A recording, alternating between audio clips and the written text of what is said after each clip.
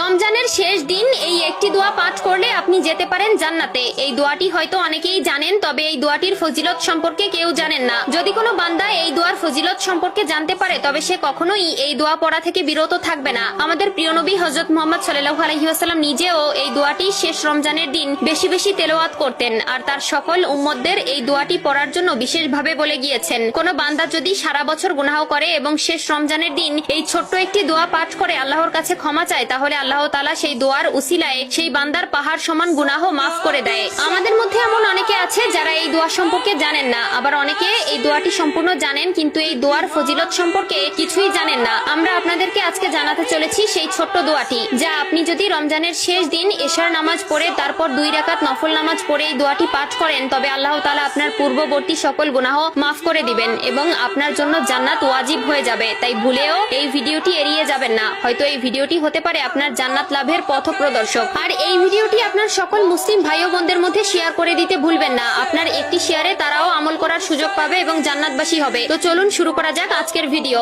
আমরা তো জান্নাতে যাওয়ার জন্য কত কিছুই না করে থাকি। 5 ওয়াক্ত নামাজ আদায় করা, সামর্থ্য থাকলে হজ করা, দান সদকা করা, আরো অনেক কিছু। তবে এসবের পাশাপাশি কোনো বান্দা যদি এই ছোট্ট দোয়াটি রমজান মাসে রমজানের শেষ দিন এশার নামাজ পড়ে পাঠ করে তবে তার জন্য জান্নাত ওয়াজিব হয়ে যাবে। আমাদের প্রিয় নবী হযরত মুহাম্মদ সাল্লাল্লাহু আলাইহি ওয়াসাল্লাম নিজে প্রত্যেক রমজানের শেষ দিন এই দোয়াটি কয়েকশো বার পাঠ করতেন। দোয়াটিকে অনেকে সাইয়্যিদুল ইস্তিগফার নামে বেশি চিনেন। দোয়াটি হলো আল্লাহুম্মা আনতা রব্বি লা ইলাহা ইল্লা আনতা খলাকতানি ওয়া আনা আবদুক ওয়া আনা আলা আহদিকা ওয়া ওয়াদিকা মাস্তাতু আউযু বিকা মিন শাররি মা শনাতু আবু লাকা বিনিমাতিকা আলাইয়া ওয়া আবু বিদানবি ফাগফিরলি ফা ইন্নাহু লা ইয়াগফিরুজ জুনুবা ইল্লা আনতা। প্রিয় নবী হযরত মুহাম্মদ সাল্লাল্লাহু আলাইহি ওয়াসাল্লাম বলেছেন, কোন বান্দা যদি এই দোয়াটি পাঠ করার পরে মৃত্যুবরণ করে তবে তার জন্য জাহান্নাম হারাম হয়ে যাবে এবং সে সরাসরি